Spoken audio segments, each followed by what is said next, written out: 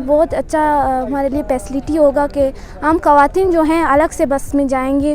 और पहले जो था हम पीछे बॉयज़ थे और आगे हम थे, तो हमें इतनी कंफर्टेबल नहीं थे। और अभी हमारी प्राइवेसी का ख्याल किया गया है, तो मैं यही कहना चाहती हूँ कि thank you so much. Pink buses फराहम की गई है और स्पेशली जो हमारा इलाका है तुर्बत, उसमें भी बसेस फराहम की है।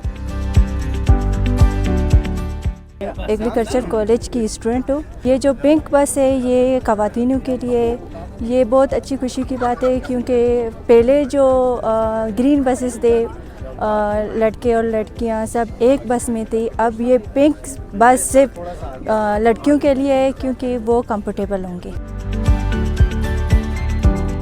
पहले जब बसें रक्षों में आते थे तो हमें बहुत मुश्किलात होती थी किराए में देने में। हम स्टूडेंट्स हैं तो पिंक बसेस आई हैं हमारे फीमेल्स के लिए, किराया 40 रुपये, तो अच्छी बात है। हम कंफर्टेबल होकर मतलब जाएंगे।